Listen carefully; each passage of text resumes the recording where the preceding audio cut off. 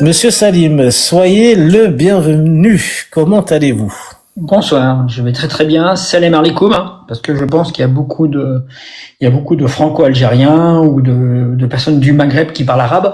Donc bonsoir et salam alaikum. Sinon, je vais très très bien. Alors ici, ça parle plus français qu'arabe, même si c'est vrai, il y a beaucoup de Maghrébins, mais de France, d'Europe, voilà, des francophones surtout.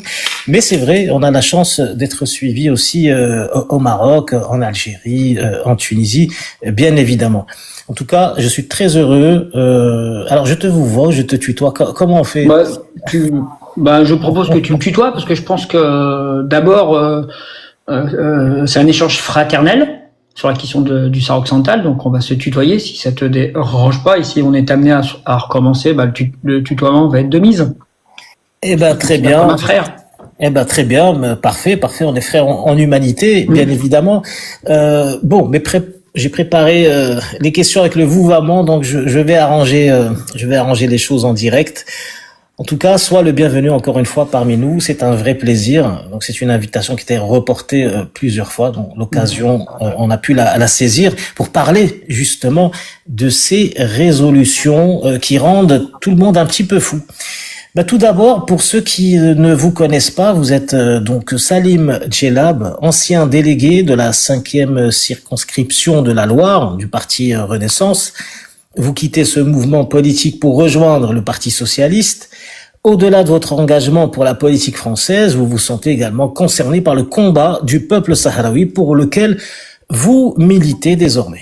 Vous êtes très présent sur les réseaux sociaux, mais vous avez aussi l'ambition d'agir réellement sur le terrain. En avril 2025, vous fondez le Comité Action Sahara Occidental, une structure qui défend l'autodétermination du peuple sahraoui et qui a comme ambition d'engager des procédures judiciaires contre toute personne ou tout organisme exploitant illégalement la région du Sahara occidental. Que pourriez-vous nous dire de plus sur vous avant de commencer notre échange sur le Sahara occidental? Oui, tu as tout à fait raison. Je suis rentré en politique il y a environ 5 ans, par le biais des élections avec le président Macron. Donc j'ai quitté ce parti en 2024 pour des raisons qui se rapprochent un petit peu sur mes questions décoloniales et d'autres questions, parce que je m'apercevais qu'une partie du centre droit, centre gauche, j'étais plus en phase avec eux sur ces questions-là et d'autres questions. Sur la question de militantisme, sur la question décoloniale, souvent les gens sont surpris que je parle beaucoup du Sahara occidental. Mais j'ai toujours été un décolonial. C'est-à-dire que quand j'étais étudiant en droit, j'ai milité pour la question palestinienne, qui est une question décoloniale au même niveau que la question du Sahara occidental. J'ai milité étudiant en droit contre l'apartheid en Afrique du Sud, qui est aussi une question de droit international, une question d'humanité, et aussi je militais pour l'Irlande. Et j'interviens, je suis allé 2 fois à Cuba aussi sur ces questions-là, parce que je considère que les questions de droit international et les questions d'un peuple de pouvoir de disposer de soi-même, c'est important. Et derrière ça se posent aussi des questions économiques, parce que souvent on voit la question, comme je reste un élu, et tout est économique pour moi. Donc si aujourd'hui il y a des pays qui colonisent d'autres pays, c'est surtout pour exploiter leurs richesses et tirer un bénéfice économique. On en reparlera après pour la question du Sahara occidental, parce qu'on est là-dedans, mais de la même manière que la France a colonisé l'Algérie pour des questions économiques il y a pendant 130 ans, et peut-être le fait que humainement, le fait que je sois un enfant d'origine algérienne, et nos parents ont connu la décolonisation et ont connu la colonisation, se sont battus pour cela. Ça a peut-être chez nous ou chez moi développé cette idée-là. Naturellement, faut pas avoir connu la décolonisation pour combattre la colonisation. Il faut que tout le monde combatte la colonisation. Vous avez fait le parallèle avec la Palestine, donc vous considérez que le combat des Sahraouis peut être, identifié comme celui des Palestiniens? Juridiquement, oui. Alors, comparaison n'est pas raison. Au niveau du nombre de personnes, les raisons sont différentes, mais au niveau du droit international, il y a des résolutions qui sont pas respectées par l'État d'Israël, comme le Maroc ne respecte pas des résolutions. On parlait de la résolution 380 et d'autres. Donc juridiquement, c'est la même chose. Et aujourd'hui, avec le temps, on s'aperçoit il y a quand même un lien. Il y a un lien entre la colonisation du Sahara occidental par le Maroc, et il y a un lien avec Israël, parce que dès 1975, Israël a soutenu le Maroc dans la colonisation. Le fameux mur qui fait 2700 km, il a été construit par 3 États. Donc le Maroc, dont on va dire pas 4, le Maroc, mais surtout le Maroc a été aidé par les États-Unis, la France et Israël. On oublie de nommer que dès 1975, Israël a toujours aidé le Maroc à coloniser le Sahara occidental. On oublie qu'il y a des liens quand même profonds entre le Maroc et Israël, et pas juste et ça n'a pas commencé avec les accords d'Abraham. Ça a commencé bien avant. Je veux dire, dès Hassan II, les liens entre les services secrets étaient profonds. On va pas parler de l'affaire Ben Barka, on va pas parler de la trahison du peuple palestinien, de l'OLP juste avant la guerre des 6 jours. Voilà, il y a toujours eu des liens. Donc oui, c'est lié. Et aujourd'hui, on voit bien avec les accords d'Abraham, on voit bien dernièrement que l'armée israélienne, il y a des partenariats économiques, militaires entre le Maroc et Israël. Et dernièrement, une entreprise de fabrication de drones s'installe, donc une entreprise israélienne s'installe au Maroc pour construire des drones qui seront réimportés en Israël. Et c'est les mêmes drones qui vont malheureusement peut-être tuer des Sahraouis. Tout à fait, c'est le même combat. Israël-Maroc, même combat.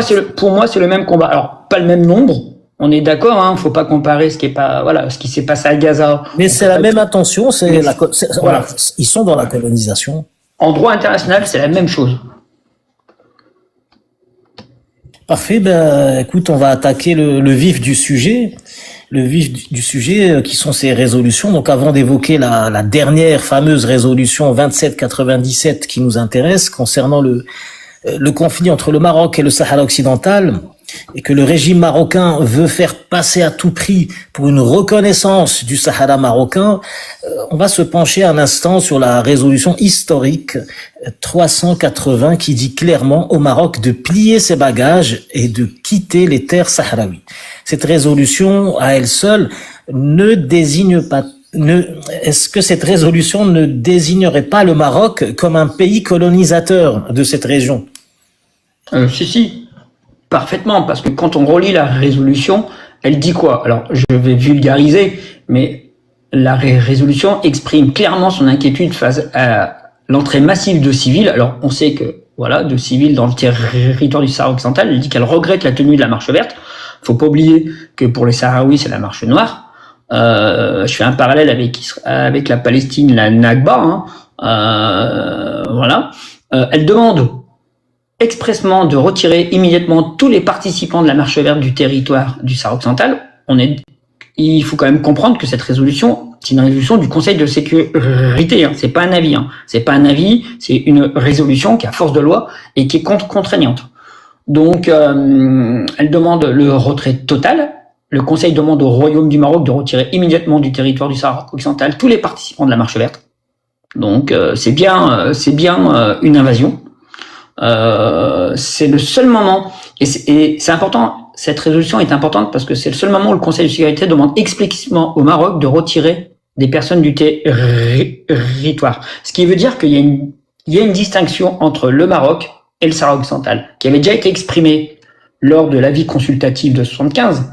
Et là, c'était un avis consultatif. Et là, dans une résolution, le Conseil de sécurité le dit clairement, sachant que cette résolution n'est pas annulée. Vous savez que les résolutions, elles perdurent dans le temps et elles sont reproduites. Et voilà.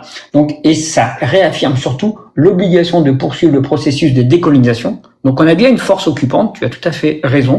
On a une force occupante militaire qui a envahi un pays. Et cette résolution, elle renvoie à d'autres résolutions, celle à la 377 et la 379, qui reconnaissent que la question du Sahara occidental relève d'un processus de décolonisation.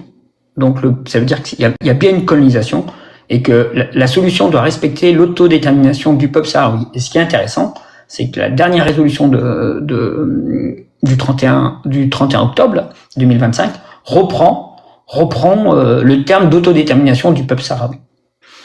Donc, elle est importante à comprendre cette résolution. Et qui demande de respecter les résolutions antécédentes.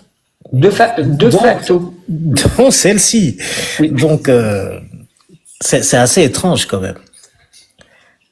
Ah, un petit souci de diffusion. Oui. Non, c'est bon, je pense que il y a eu un petit bug. Non, mais de facto, les Marocains doivent respecter les autres résolutions dans la 380 qui leur dit de partir. Alors, surtout, je me permets, cette résolution, elle dit cela, mais elle est importante à comprendre parce que souvent dans la propagande marocaine, ils considèrent qu'ils n'ont pas colonisé le Sahara. Souvent, c'est dites-nous où c'est marqué dans les résolutions qu'on a colonisé le Sahara et dites-nous où c'est marqué dans les résolutions où on est une force occupante.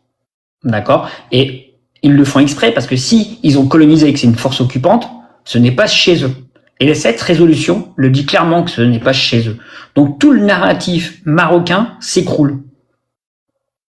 Ils ont envahi un pays, ils ont colonisé un pays, qui est le Sahara occidental.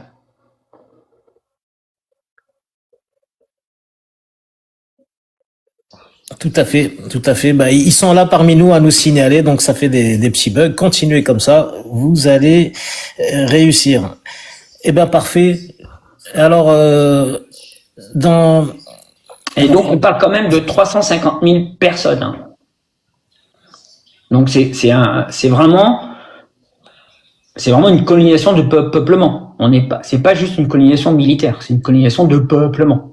On parle de 3500 participants au Sahara occidental qui ont colonisé le Sahara occidental. Et on sait très bien qu'aujourd'hui, les colons, parce qu'il faut appeler ça des colons, ils ne sont pas sahraouis et ils habitent au Sahara occidental. On va passer à cette fameuse résolution parce qu'il faut qu'on la décortique. On a fait un débat de plusieurs heures la dernière fois, alors 8 heures avec des spécialistes, on n'a pas réussi. Donc je ne sais pas si on arrive à simplement effleurer le sujet, ça sera déjà une victoire. Alors que peux-tu répondre à ces propagandistes qui affirment que la résolution 2797 détermine le Sahara occidental comme marocain? Et même les plus modérés d'entre eux disent que cette résolution établit le plan marocain comme seule base de négociation. Alors, je pense, avant de parler de la résolution, alors je te pose une question parce que je me permets, hein, je peux te poser une question ou pas? Ça peut être. Bah écoute, je préfère moi poser les questions. D'accord. Plutôt. Non, mais avant de parler de cette résolution, ce qu'il faut comprendre, c'est que dans le cerveau ou dans la façon du Marxisme, ou dans la propagande marocaine, depuis l'avis consultatif de 75, il y a toujours eu cette façon de tronquer les textes, cette façon de manipuler les textes. Donc, alors que c'est marqué noir sur blanc. Et là, dans cette résolution, on le voit. Il faut toujours ne pas oublier que dès l'avis 75, l'avis consultatif, qui disait clairement dans les conclusions que le Sahara occidental, il n'y avait pas de lien entre le Maroc et le Sahara occidental, la propagande marocaine disait le contraire. Donc ça, mais c'est important de comprendre qu'en fin de compte, qu'il y a une dissonance cognitive. Alors soit c'est par éducation, peut-être que des personnes par éducation depuis tout petit, on les a endoctrinés là-dedans et par éducation, soit c'est par malheureusement, ça peut être tout simplement de la simple propagande. Et donc cette résolution, elle dit quoi? Elle dit clairement que le plan d'autonomie marocain n'est qu'une base de discussion parmi d'autres, jamais la seule. Le texte ne le dit pas, donc c'est pas une base exclusive, c'est juste une base de discussion. Elle ne dit pas la base en anglais, parce que pour l'instant on a que la version anglaise, mais j'en parlerai après parce que elle était sur le site de l'ONU pendant 3 heures et ils l'ont supprimée. Je pense, tout à l'heure j'expliquerai pourquoi ils l'ont supprimée. En anglais, c'est pas la base, c'est une base. Et elle demande aux partis, donc le Polisario, de faire des propositions. Donc c'est une des propositions autour du plan d'autonomie, mais c'est pas la seule base, c'est pas la base, et c'est pas une base exclusive. Et surtout, cette résolution, elle réaffirme le principe d'autodétermination du peuple sahraoui, qui est quand même le pilier du droit onusien depuis 1963. Et c'est important, parce que le principe d'autodétermination, dans les dernières résolutions, le mot n'existait plus. Et là, en 2025, le Conseil de sécurité l'a remis dedans. Donc on parle c'est les Américains qui ont fait cette proposition. Donc il y a eu un travail de négociation. On le sait très bien. Ce texte a été revu 7 fois. Ça a duré pratiquement une grosse semaine. Donc il y a eu des pressions de la Russie, surtout de l'Algérie et de la Chine et de d'autres pays pour modifier ce texte. Donc le principe d'autodétermination du peuple sahraoui, je m'arrêterai là-dessus, est important. Il a été remis. Donc ça, c'est le deuxième point. Et enfin, le troisième point, le plus important, c'est qu'elle rappelle les parties à négocier, et surtout donc le Maroc et le Front Polisario, qui demeure le représentant exclusif et légitime du peuple sahraoui, reconnu comme tel par l'ONU. Ce qui veut dire que si le Front Polisario ne veut pas du plan d'autonomie, on revient en 1991, ça veut dire avant le cessez-le-feu.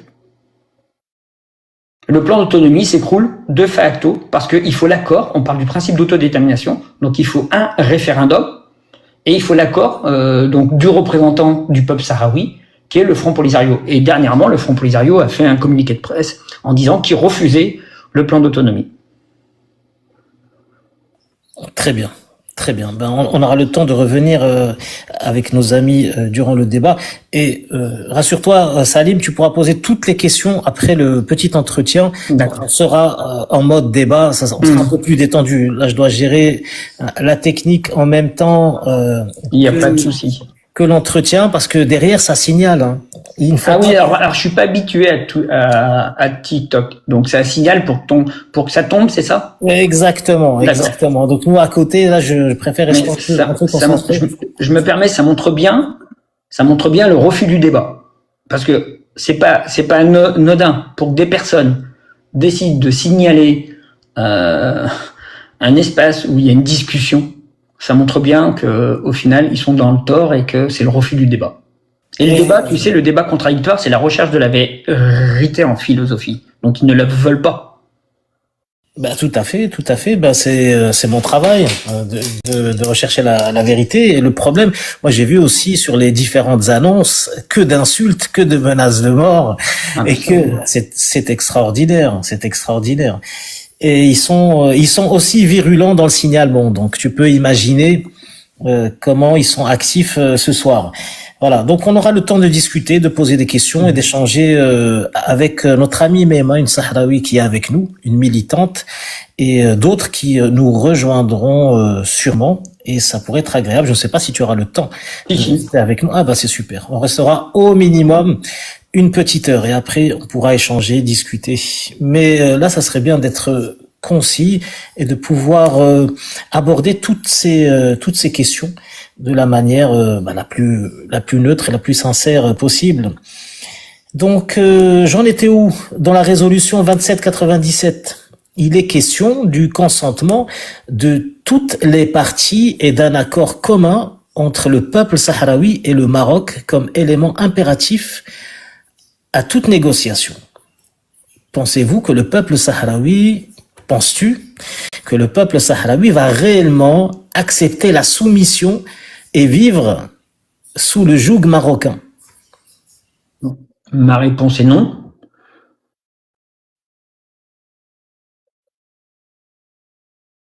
Alors, est-ce que tu souhaites étayer? Parce que là... Non, mais parce que je viens de voir un message. Excuse-moi. Ah, je t'en prie. J'ai vu un message de ta part qui avait dit que tu avais mis en sourdine, tu avais coupé les micros. C'est pour ça que j'ai cru que Non, c'était le mien. C'est juste le mien. Ah, c'est juste le tien. D'accord, je comprends. Alors, je reviens sur la question parce que c'est important pour les personnes qui n'auraient pas entendu. Alors, il est question du consentement. Il faut que les deux parties soient d'accord. Il faut qu'il y ait un commun accord. Après, moi, j'ai reçu ton message tout à l'heure. Je sais pas s'il y a du nouveau dans l'affaire. J'ai pas eu le temps de chercher. je sais pas si c'est une propagande, qu'il y aurait un accord entre le Polisario, le Maroc pour s'asseoir à la même table. Ça, on en parlera On parlera après. en débat, voilà, parce que on va rester sur quelque chose de plutôt carré. Voilà, donc en tout cas, cette résolution 2797 stipule très clairement qu'il n'y aura rien sans le consentement du Polisario et du Maroc. Ben, du coup, vu que le Polisario n'accepte pas d'emblée, est-ce qu'il y a une évolution? Je ne sais pas, voilà. Mais à ce jour, à cette heure-ci, le Polisario a fait un communiqué et a tout rejeté en bloc. Il ne veut pas négocier. Donc, sans le consentement du peuple sahraoui, il n'y aura rien. Donc, à quoi sert réellement cette résolution si le peuple sahraoui ne se soumet pas aux conditions marocaines? C'est une résolution qui est purement politique et non pas juridique, alors qu'elle aurait dû être voilà. Le Conseil de sécurité donne des décisions par rapport à qui doit être conforme à la Charte des Nations Unies, donc c'est une question de droit. Et là, on a une résolution purement politique qui, on a bien vu, qui a été négociée, retravaillée entre l'ensemble des pays du Conseil de sécurité, les 5 pays, j'allais dire membres du Conseil de sécurité, plus d'autres pays, dont l'Algérie. L'Algérie et heureusement l'Algérie soutient le peuple sahraoui sur cette question-là. Elle n'est pas partie prenante, elle le soutient, ce qui est très bien. Cette résolution, elle est mi-figue, mi-raisin. Parce qu'en fin de compte, quand on la lit sérieusement et quand on regarde les résolutions précédentes, elles disent pratiquement la même chose. Alors, le Maroc a crié victoire, mais je me permets, on va faire un petit rétro-planning, on revient un petit peu en arrière. La résolution 2602 donc de 2021, déjà le Conseil disait le Conseil prend note de la proposition d'autonomie présentée par le Maroc et la salue comme une tentative sérieuse et crédible de progresser vers une solution politique. Donc l'autonomie marocaine est déjà présentée comme l'unique option viable au détriment du référendum. Voilà, c'est ce que disaient les experts.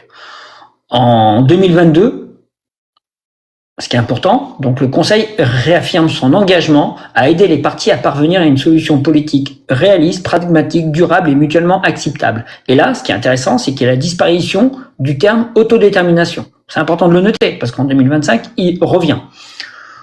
Et en 2023, le Conseil redit de nouveau, le Conseil prend note des efforts sérieux et crédibles déployés par le Maroc. Et enfin, en 2025, à mon sens, il y a un rééquilibrage du langage diplomatique.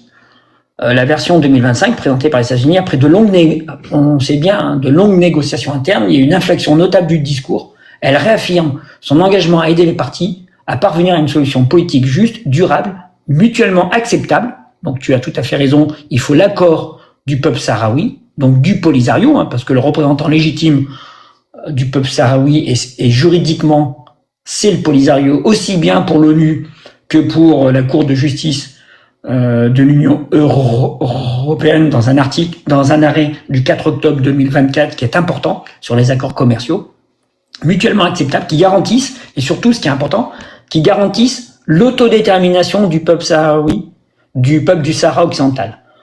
Donc, Adnan, pour moi, et pour beaucoup de juristes, en fin de compte, elle dit pas, il n'y a pas d'évolution. On voit juste qu'il y a des pays, la France surtout, les États-Unis, soutiennent maintenant ouvertement le Maroc, alors que pendant longtemps, ils le soutenaient, mais ils le disaient pas. Voilà la grande différence pour moi, c'est juste que maintenant on sait qui soutient le Maroc dans la colonisation et qui soutient le Sahara occidental pour leur indépendance. N'oublions pas que le Maroc a créé un jour férié pour cette résolution. Oui. C'est quand même assez délirant. On est dans une vraie propagande d'État. Oui, complètement. C'est ce que je disais au début. Au début, je disais que depuis 1975, le Maroc, sa propagande son nombre. C'est peut-être le sens de la question que tu voulais me poser, que moi, en tant que Marocain, est-ce que j'étais soumis à cette propagande? Ouais, bon, on va pas attendre le débat vu que ça fait partie de l'échange. Moi, sincèrement, non, pas du tout. Si tu veux, et j'ai témoigné plusieurs fois sur ça, pas du tout. Pas du tout, pas du tout. À la télévision, oui, tout à fait. C'est-à-dire la propagande est diffusée. Mais en ce qui concerne les études, enfin, voilà, c'est pas quelque chose qui intéresse les Marocains. Moi, c'est le sujet du Sahara n'intéresse absolument personne au Maroc. Il faut le savoir. Peut-être les MRE, je n'en sais rien, mais les Marocains, ils s'occupent de leur vie, de leurs problèmes. Ils ne sont absolument pas touchés par cette problématique. Donc, quand le Marzen, le régime marocain, vend ça comme une cause nationale, c'est un mensonge total. Voilà, c'est absolument faux. C'est absolument faux. Les Marocains se fichent absolument de cette histoire. Bon, à part quelques journalistes, quelques intellectuels et quelques associations de défense de droits de l'homme qui s'intéressent au sort des Sahraouis, bien évidemment. Mais les Marocains, dans leur grande majorité, excuse-moi du terme trivial, s'en foutent de cette histoire. Voilà. Si tu veux, mon témoignage de deux Marocains nés au Maroc ayant vécu 36 ans au Maroc. Alors, pour te dire, j'en ai fréquenté des cercles de discussion divers et variés et jamais, au grand jamais, et pourtant, voilà, je n'ai presque jamais discuté de cette histoire au Maroc. J'en parle maintenant, on en parle plus à l'étranger qu'au Maroc, si tu veux tout savoir. D'accord.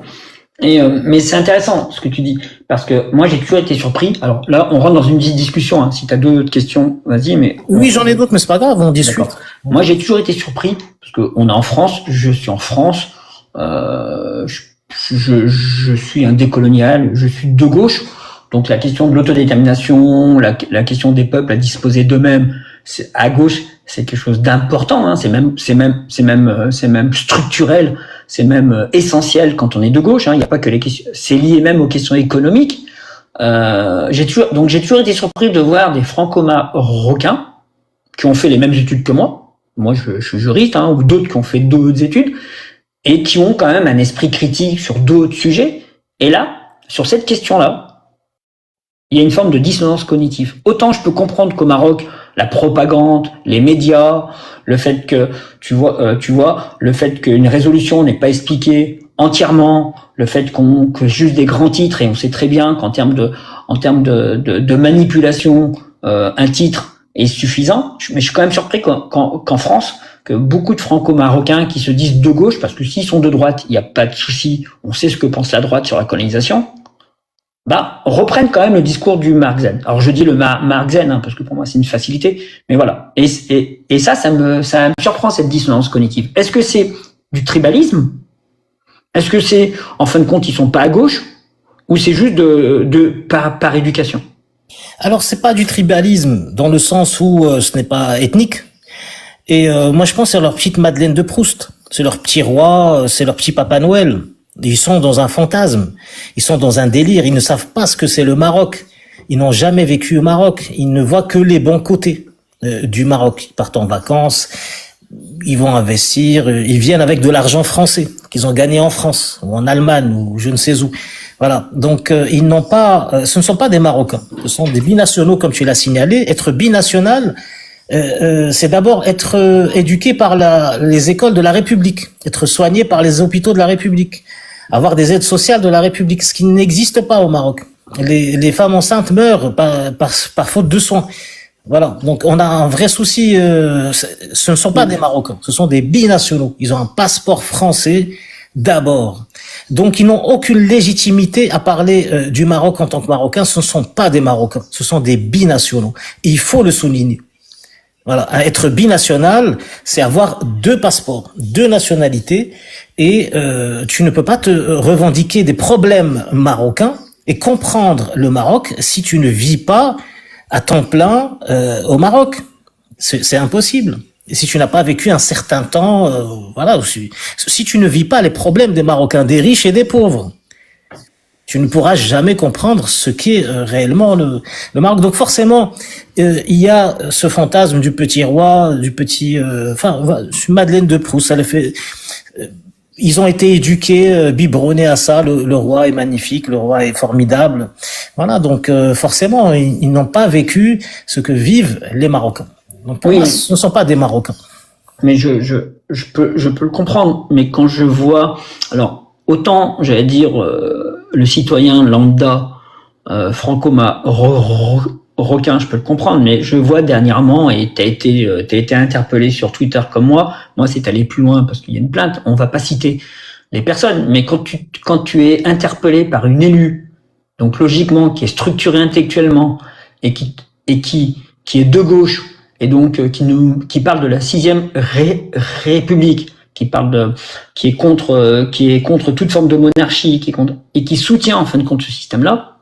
Là, il y a quand même il y a des interrogations, c'est du voilà, lobbying ou autre chose. Je veux pas rentrer dans la diffamation. Non, c'est pour ça que pour moi, donc on peut rester au lobbying parce que quand on parle de politique, ça peut toucher à ce genre de choses et j'en ai rencontré moi des lobbyistes marocains au sein même du Parlement européen. Voilà, c'est pas illégal. C'est pas illégal. Il y a bien un lobby israélien comme il y a un lobby marocain en France. Non, moi je parlais plutôt des agents d'influence, tu vois, parce que ou des agents d'influence, oui, ils font partie de ce lobby. Hein. Des agents d'influence. Ouais. Voilà, mais pour revenir sur la résolution. Mais juste une chose, que mes propos ne sont pas mal interprétés. Quand je dis ces binationaux ne sont pas marocains, ils sont marocains et français, ou plutôt français et marocains. Voilà. Donc, moi, je ne comprends pas ces gens qui vivent dans un autre pays et qui se donnent cette légitimité de parler au nom d'un autre peuple, des souffrances d'un autre peuple, surtout de les dénigrer. Parce que s'ils ressentaient ces souffrances et s'ils défendaient le droit si ces gens-là défendaient les droits de leurs congénères, ils auraient peut-être, la grâce d'être marocains. Mais voilà, donc la légitimité ne se donne pas comme ça à n'importe qui. C'est comme il y a beaucoup de personnes de différents services, aussi de services israéliens, qui se font passer pour des Marocains. Je pense que même tu as été confronté à certaines personnes de ce genre, des gens Après, je voudrais du Mossad ou d'ailleurs qui se disent marocains et qui viennent faire leur propagande anti-algérienne, par exemple, sur les réseaux, ou qui viennent créer des discordes entre le Maroc et l'Algérie ou autres, et qui viennent insulter, par exemple, les chouhadas, etc. Donc, n'est pas marocain seulement la personne qui le déclare. Il faut faire attention. Et ça, on peut le dire pour les Français, pour les Algériens, pour absolument tous les pays. Je t'en prie, Salim. Non, mais là-dessus, je suis d'accord qu'il peut y avoir des personnes sous faux drapeau ou qui manipulent. J'en vois assez sur Twitter, parce que moi, Twitter, c'est un réseau que j'utilise plus que TikTok. Mais pour revenir sur la résolution, donc la dernière résolution, on va d'abord, on s'aperçoit que à part la version anglaise, aucune autre version circule. On voit que la joie de la propagande marocaine est en train de petit à petit de s'écrouler, parce que une fois qu'on commence à travailler sur la résolution, une fois qu'on s'aperçoit que surtout qu'il faut l'accord des parties, et les seules parties prenantes, c'est le Maroc et le Front Polisario, c'est pas l'Algérie. On voit bien qu'ils ont essayé d'attirer l'Algérie. L'Algérie a dit clairement qu'il n'était pas partie prenante. Quand on s'aperçoit que le terme autodétermination est clairement inscrit dans cette résolution, et quand on lit la charte de l'ONU, la question de l'autodétermination dans l'article 1 de la charte de l'ONU, 1.2, hein, donc je le reprends parce que je l'avais en tête, mais je vais pas me tromper parce que on est enregistré. Et l'article 1, le but de l'ONU dans l'article 1, c'est développer entre les nations des relations amicales fondées sur le respect du principe de l'égalité des droits des peuples et de leur droit à disposer d'eux-mêmes. Ça veut dire que le peuple sahraoui, par le biais du Polisario, doit disposer de soi-même. Et ça peut fonctionner que par un vote. Ça ne fonctionne pas par autre chose. L'article 55, c'est pour ça que cette résolution, elle va, en fin de compte, c'est le contraire de ce que pensaient les Marocains et la propagande marocaine. Toujours sur l'autodétermination, l'article 55 qui pose les conditions de stabilité de l'autodétermination doit prendre en compte le principe de l'égalité des droits des peuples et toujours à disposer d'eux-mêmes. Et enfin, le chapitre 6 sur les territoires non autonomes, d'accord, parce que il dit clairement, et encore aujourd'hui, si le Sahara était marocain, il ne serait plus dans la liste des territoires non autonomes. Le Conseil de sécurité, l'ONU, l'Assemblée n'a toujours pas enlevé le Sahara des territoires non autonomes. Et le territoire non autonome, ça impose à la puissance administrative, donc le Maroc, qui est la force occupante, faut redire, c'est une force occupante, a l'obligation de développer le gouvernement propre du territoire et tenir compte des aspirations politiques des populations. Autrement dit, l'autodétermination est liée à la volonté libre du peuple concerné. Et ça, c'est une définition qui est admise. Elle a été admise à plusieurs reprises dans la résolution 1514, dans la 26-25, et ça inclut 3 choix. C'est important parce que on essaie de nous faire croire que l'autodétermination, ça ne veut pas dire référendum, ce qui est une aberration intellectuelle. Donc, il y a 3 choix possibles. Indépendance, intégration à un autre État, libre association avec un autre État. Et ce choix doit être exprimé librement, sans contrainte. Et dans les faits, c'est un référendum. On a l'exemple du Timor. Le Timor oriental, il y a eu un référendum dans le cadre d'une résolution de l'ONU. Donc ça existe et il faut aller dans ce sens-là. Et là, les Marocains, alors pas tous les Marocains, mais la propagande du Mark Zen veut nous faire croire que l'autodétermination, c'est l'autonomie. Et qu'il n'y a pas de référendum. Justement, je vais arriver à ça, mais en restant sur la question du référendum, ça serait intéressant de vulgariser pour ceux qui ne savent pas. Je suis certain que la grande majorité des personnes qui nous suivent savent de quoi il s'agit, mais ça serait intéressant d'en parler. C'est une sorte de vote pour les Sahraouis qui leur permettra de déterminer leur avenir, tout simplement, s'ils veulent être autonomes ou indépendants. Voilà, c'est bien ça. C'est ça. Et puis, ça sera pas pour tout le monde. Je ne pense pas que les Sahraouis soient bêtes à ce point que le Polisario accepte que les colonisateurs qui habitent dans 80% du territoire sahraoui puissent voter. Parce que le Maroc fait des pieds et des mains pour qu'il y ait un maximum de population qui colonise cette partie. Donc ça sera pour les personnes sur Tindouf et je pense les Sahraouis aussi qui seront référencés. Enfin, c'est tout un travail. Je pense que c'est le travail aussi du MINURSO. D'accord, oui, mais ce travail a été fait. Ce travail a déjà été fait, c'est juste que le Maroc ne veut pas, parce que souvent on dit que c'est le Polisario qui a pas envie, ou même, alors que c'est pas l'Algérie, mais que c'est l'Algérie qui refuse. Non, c'est le Maroc. Dès les années 75, avant que le Maroc occupe le Sahara occidental, l'Espagne, qui était la force occupante, qui était le colonisateur, avait donné une liste auprès de l'ONU. Donc cette liste existe, 75. La MINURSO a travaillé dessus dans les années 80, si je ne me trompe pas, mais je donnerai la date exacte. La liste, en fin de compte, des personnes qui peuvent voter des Sahraouis est déposée auprès de l'ONU.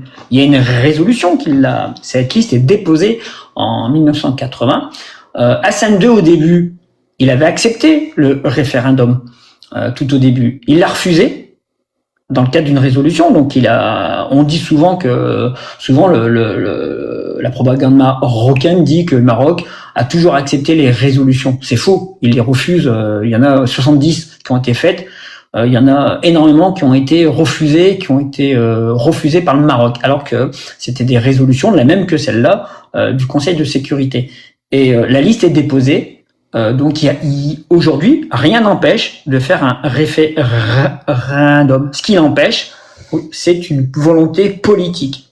C'est le Maroc qui refuse et la France. La France a déjà fait un veto là-dessus. C'est le Maroc et la France qui refusent. Même les États-Unis, avant Trump, voulaient un référendum. Et tu as parlé d'Amin Urso.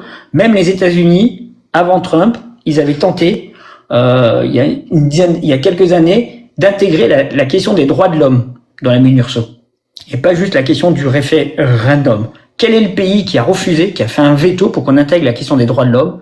C'est le pays des droits de l'homme. C'est notre pays, c'est la France. Ça montre bien qu'au final, tout est politique. C'est juste une volonté politique de pas faire un référendum, parce que si demain il y a un référendum, naturellement le peuple sahraoui, et pas les colons, le peuple sahraoui votera pour son indépendance. Et c'est pour cette raison qu'Hassan II a toujours refusé, et c'est pour cette raison que la France ne veut pas et a proposé en 2007 ce plan d'autonomie qui est une feuille qui est sur 3 feuilles en fin de compte, parce qu'on en parlera après du plan d'autonomie au Maroc, ce qui est une aberration constitutionnelle, parce que qui est un royaume. Justement, on va en parler si tu permets. Moi, je t'ai interrompu, mais c'est le sens de ma prochaine question. Admettons que les Sahraouis acceptent ce fameux plan d'autonomie marocain. Penses-tu que le Maroc ait réellement les moyens politiques, financiers, humains et surtout démocratiques de le mettre en place? C'est un piège pour le Maroc, le plan d'autonomie. C'est un piège pour le Maroc, le plan d'autonomie. Le Maroc, ce n'est pas une république. Le Maroc, c'est une monarchie. Quand on lit la constitution marocaine, on est plus proche d'une monarchie absolue que d'une monarchie parlementaire. Ce n'est pas l'Espagne. Tout se décide autour du roi. C'est pas à toi en tant que Marocain, je vais expliquer cela. Ce qui veut dire que si demain il y a une autonomie, une vraie autonomie, on parle de droit, par le Maroc au Sahara occidental, c'est-à-dire un parlement où les gens voteront pour un parlement, donc des gens du Polisario, parce que si demain le Polisario accepte l'autonomie, les Sahraouis dans les camps Tindouf retournent au Sahara occidental. L'appareil du Polisario intègre l'appareil du Sahara occidental. Ça s'appelle une autonomie. C'est ça le principe de l'autonomie. Ça veut dire c'est qu'il y aura une armistice pour que le peuple puisse vivre ensemble. Ce qui voudrait dire que les lois vont être différentes entre le Sahara occidental, qui sera autonome, avec le RIF. Quand on sait ce que le RIF, en termes de demande d'autonomie depuis plusieurs années et plusieurs décennies, ce que ça représente, quand on sait le Souche ou d'autres régions du Maroc, ça voudrait dire que demain, au Maroc, et quand on connaît la liberté de la presse, quand on connaît la question des droits de l'homme au Maroc, quand on connaît la pression du palais au niveau économique par le biais de ces holdings, où je pense qu'aujourd'hui les Marocains ce ne sont pas que des sujets, ce sont aussi des clients du roi par le biais de ces holdings, ça voudrait dire qu'il y aura entre guillemets 2 pays différents dans le même pays. Je pense que c'est la fin du clan alaouite, parce qu'il y aura une dislocation du Maroc et surtout du système alaouite. C'est pour ça que l'autonomie ne peut pas exister. Ils ne la veulent pas. En fin de compte, derrière l'autonomie, il y a quoi? Il y a l'annexion du Sahara occidental, en nous faisant croire que c'est une autonomie, parce que le Maroc n'acceptera jamais une autonomie telle qu'on l'entend nous en droit international. Bravo, net, clair et précis. À mon sens, c'est exactement ça.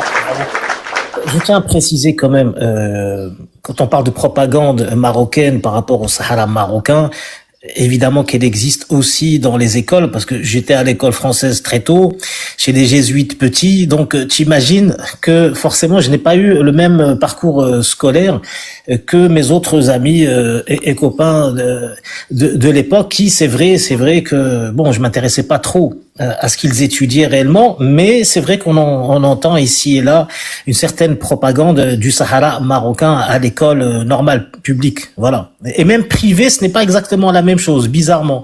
Donc il y a plusieurs il y a plusieurs éducations au Maroc. Alors il y a un seul et même peuple, mais il n'est pas éduqué de la même manière. Donc ça dépend si tu fais des études en français, si tu as les moyens, si tu fais des études en anglais, voilà, on va peut-être t'instruire différemment, on va te dire la vérité.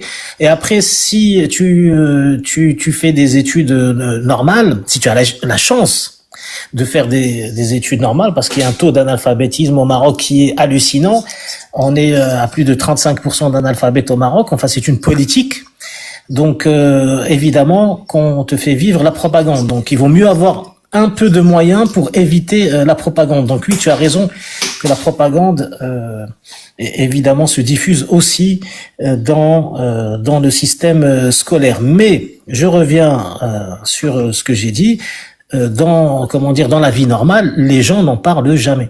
Alors que le Maroc veut faire, le régime marocain veut faire croire au monde entier que c'est la cause nationale. Non, c'est la cause du Makhzen.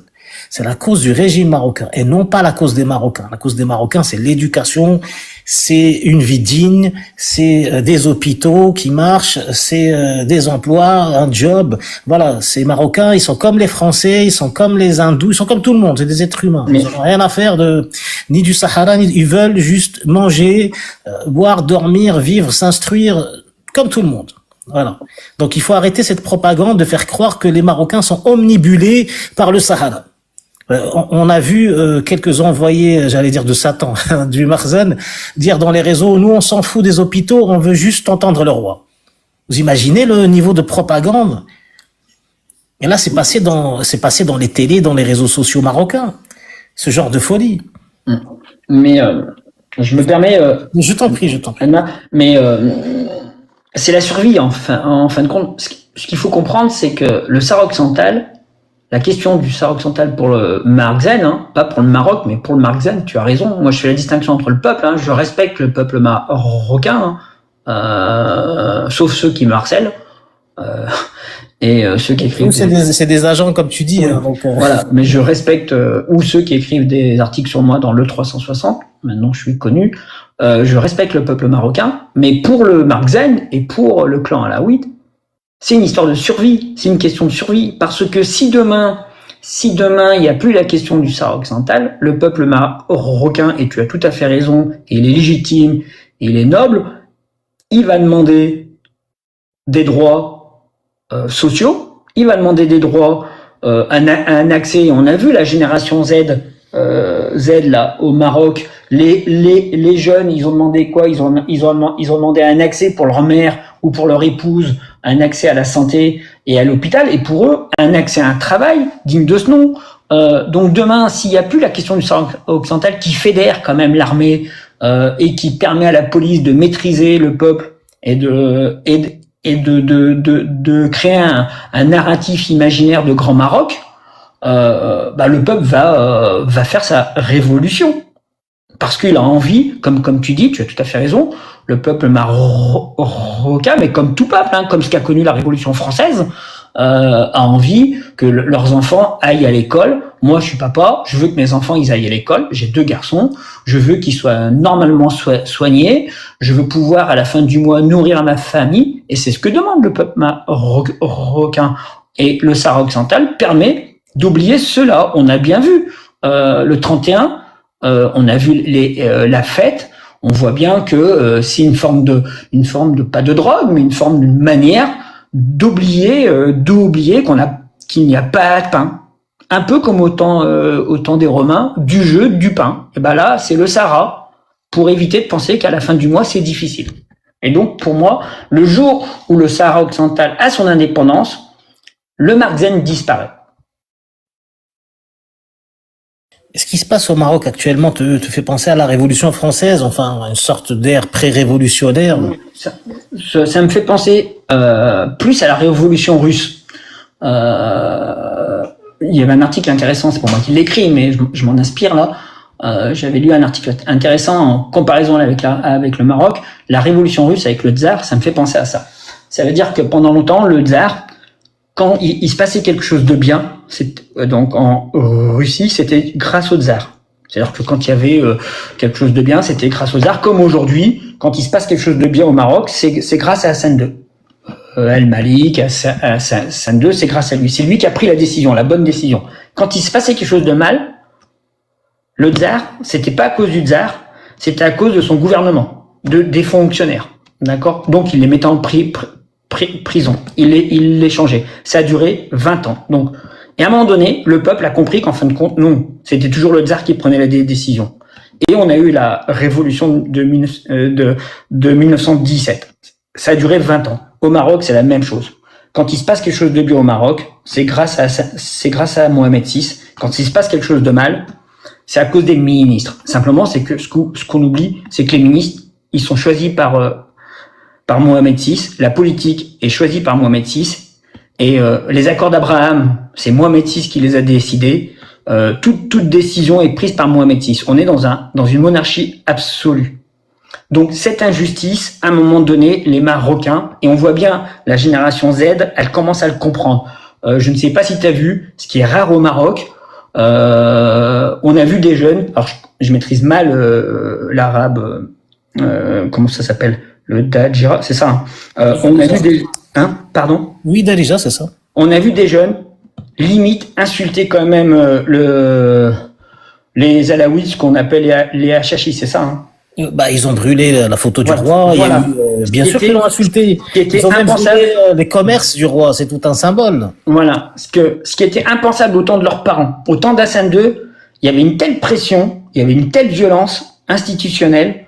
Les gens en prison, les familles en prison, des générations de personnes qui ont été traumatisées. C'est pour ça qu'il y a ce silence au Maroc. C'est pour ça qu'il y a cette crainte et qu'au final, même des gens qui sont contre ce système-là se taisent parce que, pas dans leur gène, mais dans une forme d'éducation, dans un conditionnement, il y a une crainte. Et là, on voit des jeunes qui ont plus peur parce qu'ils ont compris, comme au temps de la révolution russe, ils savent qu'en fin de compte, c'est le roi qui prend la décision. C'est roi. Voilà. Quand on regarde la holding, quand on s'intéresse à la holding royale, qu'est-ce qu'on voit? On voit qu'il y a une minorité autour du roi qui détient 80% de la richesse au Maroc.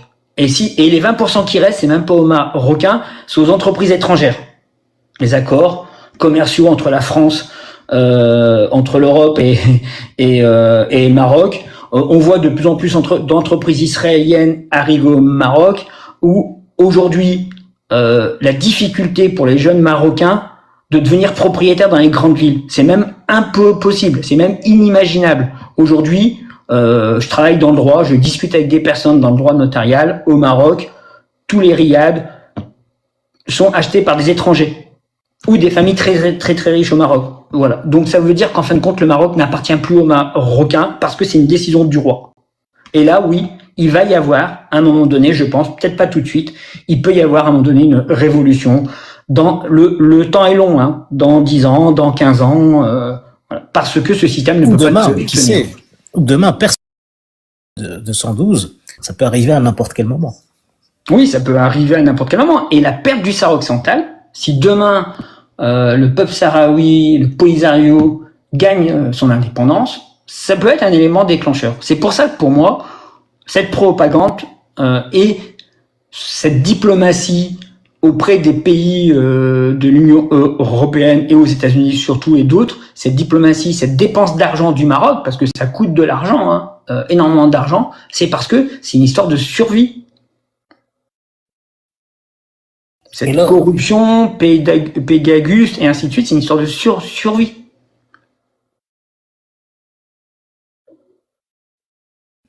Non, mais tout à fait. Et là, tu as tout à fait raison de dire que les gens sont terrorisés. Hein. Par contre, on a été tous éduqués dans la terreur.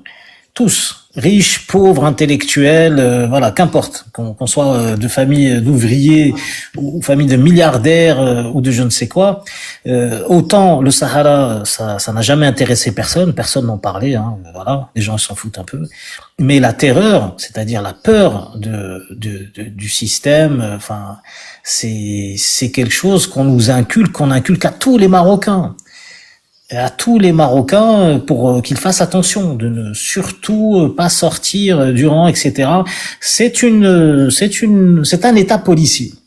C'est un état policier et donc forcément tout le monde est éduqué pour qu'ils se tiennent de la meilleure des manières pour ne pas avoir à subir ce qu'on appelle toutes les tortures du Marzen, hein, que ça soit la torture à la bouteille, que ça soit c'est un vrai système moyenâgeux. C'est un système absolument abject.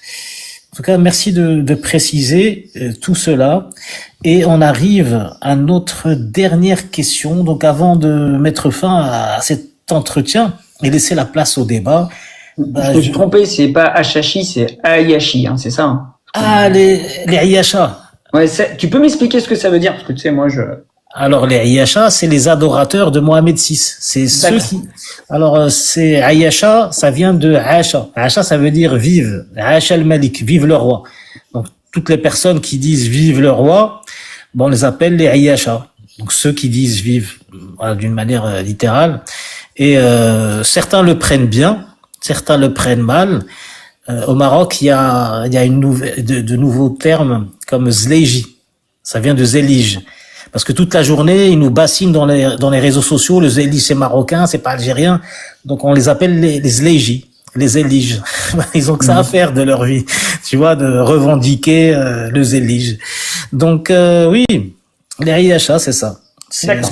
J'en ai fait une petite chanson, là, les Riachi. Les Riachi, c'est au singulier. Bon, après, mais tu les entendras de vive voix dans quelques instants, je pense. Tu auras même peut-être à partager quelques mots avec eux s'ils ont le courage de t'affronter ainsi que nos très chers habitués. Alors, on va mettre fin à cet entretien, donc, et j'espère qu'on laissera la place au débat. En tout cas, c'était vraiment très intéressant d'échanger avec toi, Salim, et merci encore d'avoir accepté mon invitation. Donc, je souhaiterais t'entendre, pour finir, sur cette contradiction présente dans l'un des derniers paragraphes de cette fameuse résolution qui parle d'autonomie dans l'autodétermination. Alors, je vais lire le passage.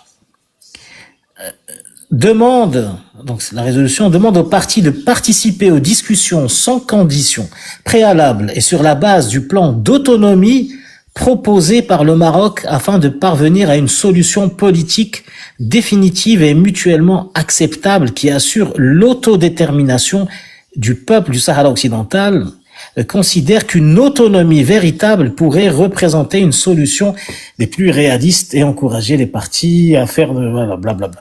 Alors, moi, j'ai pas très bien saisi comment on peut mélanger ces deux termes absolument contradictoires, l'autodétermination et l'autonomie, dans le même chapitre.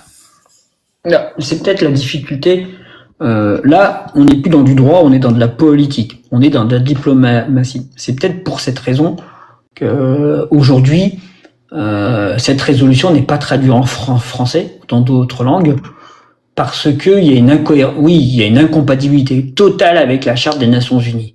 L'autodétermination, elle peut être décidée. Dans l'autodétermination, il peut y avoir l'autonomie, mais c'est un vote. Et ça peut pas être une discussion autour que de cela. C'est pour cette raison qu'en fin de compte, entre guillemets, il y a à boire et à manger. Je me permets de dire ça, c'est un peu, voilà, mais c'est pour bien comprendre.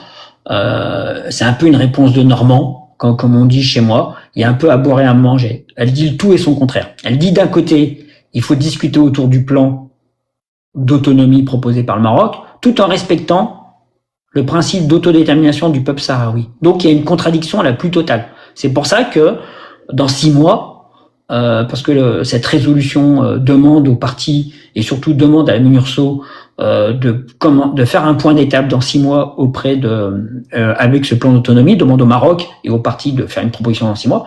Dans 6 mois, on en reparlera, on fera un space.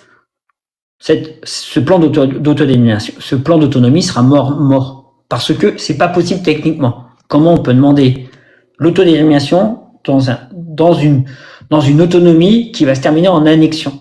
Parce que aujourd'hui, le Marzin, le gouvernement marocain, ce plan d'autonomie ne fait que 3 pages. En tant que juriste, 3 pages, c'est pas grand-chose. Donc c'est une aberration. Oui, je suis d'accord avec toi, c'est une aberration. Et je pense que c'est même fait exprès. Je pense que dans les discussions qu'il y a eu pendant une semaine où le texte a été revu 7 fois et les États-Unis n'ont pas eu le choix que de le modifier, c'était pour répondre. Je pense que la Russie, la Chine avec l'Algérie ont imposé cette phrase qui veut tout dire et rien dire. Et j'attends avec impatience la traduction française. Je pense qu'elle viendra pas. Oui, je pense que pour 2 raisons. Et en plus, c'est une aberration. Parce que là, je peux faire une aparté ou pas politique. Bien sûr, bien sûr. Et en plus, c'est une erreur. C'est une erreur de la part de la France, qui est mon pays, même si bientôt je vais avoir j'ai demandé à avoir le S12, donc je serai binational, mais je suis un élu français. Je me permets, je le dis. Et c'est une aberration de la part de la France, c'est une erreur stratégique et des États-Unis pour le long terme. Parce que si demain, on considère que dans le cadre d'une occupation, que dans le cadre d'une colonisation, l'autonomie doit être discutée parce qu'au final, par un état de fait, c'est la solution la plus réaliste et la moins compliquée, aujourd'hui, l'Ukraine, la Russie, Poutine, dans 2 ans, dans 3 ans, pourra dire la même chose. Il y aura une résolution, il va dire, au final, la solution la plus simple, on va pas se prendre la tête. Comme j'ai déjà envahi 80% d'une région, on va faire une autonomie. Donc, il y a un retour de bâton énorme en droit. Là, on est en train de détruire la charte de l'ONU. On est en train de la déchirer. Donc, on détruit le droit international sur la possibilité de disposer de soi-même. Demain, Israël peut très bien dire, en Cisjordanie, comme on a des colonies et qu'il y a 800 000 Israéliens en Cisjordanie, 2 États, c'est plus possible. Donc, la solution la plus réalisable, c'est l'annexion, c'est une autonomie, de fait, mais il y aura plus de 2 États. Vous comprenez? Tu comprends? Pour moi, politiquement, c'est une très grave erreur. C'est une erreur grave politique parce que ça va permettre maintenant à tout État de coloniser des territoires naturellement par la force, de faire une colonie de peuplement et donc militairement de tenir le coup pour que dans 10 ans, dans 15 ans, dire au final, comme au Sahara occidental, on a décidé que le plus simple, c'est l'autonomie, parce que le référendum, c'est compliqué, le Maroc ne veut pas, on veut pas, une fois oui, une fois non, on va faire le plus simple et le plus réaliste, donc l'annexion par l'autonomie. Donc ça, c'est la porte ouverte. C'est la porte ouverte à la fin du droit international et c'est la porte ouverte à toute forme d'annexion. Et demain, Poutine dira la même chose. Merci Salim. L'entretien est presque terminé. Il va rester un petit moment pour toi, si tu veux. Oui, si tu as un message pour le peuple sahraoui. Tiens. D'ailleurs, il y en a quelques-uns avec nous, certains sahraouis. En tout cas, une militante, peut-être qu'elle prendra la parole et d'autres amis sahraouis. Si tu veux leur dire un petit message avant de commencer le débat. Si, je soutiens le peuple sahraoui. Alors, naturellement, je ne veux pas parler à leur place. Je suis pas concerné.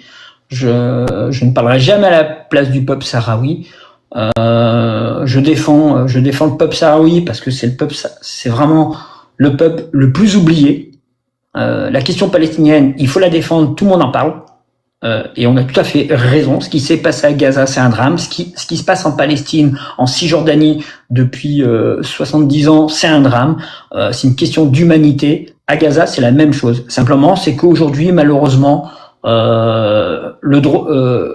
malheureusement, la France, qui est mon pays, ne joue pas le jeu. Et donc, j'ai décidé de soutenir complètement et ouvertement le peuple sahraoui parce que, pour moi, c'est un peuple qui a été abandonné par l'Espagne.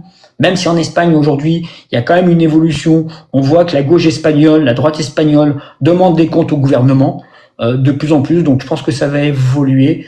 Donc, le peuple sahraoui mérite notre soutien et c'est une question d'humanité.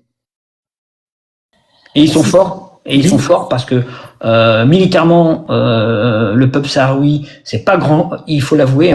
Depuis 50 ans, ils ont une bravoure énorme. Ils sont forts. C'est 80. Voilà, je veux dire, le Polisario en face d'une armée qui est soutenue par la France, qui est soutenue par Israël, tient le coup. Donc voilà. Et notre histoire, parce que on doit pas oublier d'où on vient. On a tous une histoire. La décolonisation en Afrique, c'est important. C'est le dernier pays qui reste à décoloniser.